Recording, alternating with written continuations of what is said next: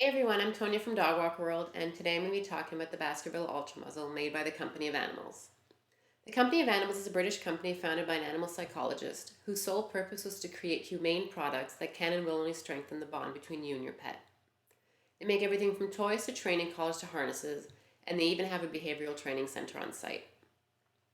There's a lot of negative stigma attached to a muzzled dog. Keep in mind when approaching a muzzled dog to follow the no talk, no touch, no eye contact rule. A dog might be muzzled out of fear, nervousness, anxiety, or aggression, and if they're approached by a fearful or nervous human, it won't be helping with the rehabilitation process. Keep in mind that a muzzled dog is much safer to be around than an unmuzzled one. There are other reasons why a dog could be muzzled. It might be harmful self-licking, food scavenging, or even just anxiety at the groomers or vets. The Baskerville Ultra Muzzle was designed with the intent for your dog to be able to pant or drink, which is really important during long periods of exercise and or warmer weather. As well as you can see, it's a very treat-friendly muzzle, which is really important if you want to create a positive association with the muzzle during behavioral training. The muzzle is made of very tough and durable rubber, but it's also very flexible and soft to the touch. There are 2 points of secure attachment.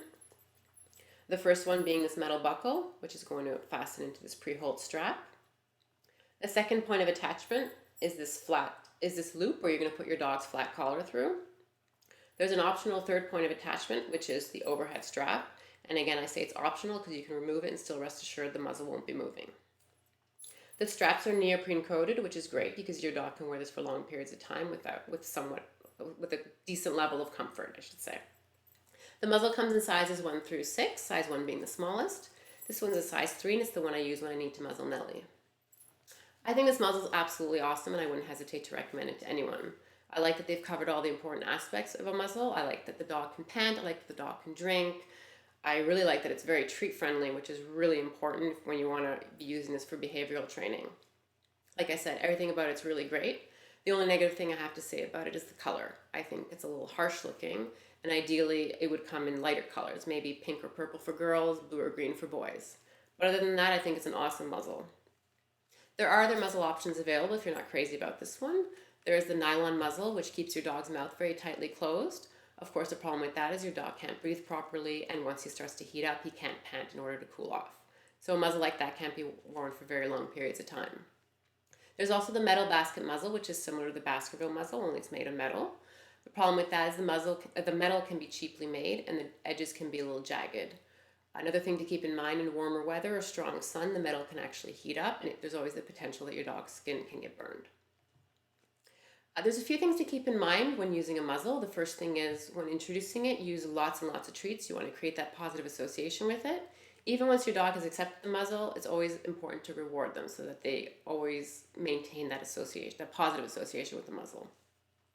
The second thing to keep in mind is never ever scold your dog for trying to remove the muzzle. Instead, you're going to want to distract them. You don't want to create any negative association with the muzzle itself. The third thing to keep in mind is that a muzzle is meant to train and restrain, never for punishment. I know some people who try to use it in order to make their dog stop barking or whining, and that's completely the wrong approach.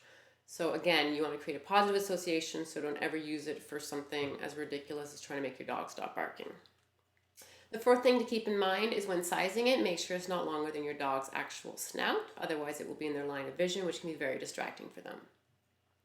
For more information, you can visit your local pet supply store or you can visit the Company of Animals website, which is www.companyofanimals.co.uk. Until next time, go out and have fun.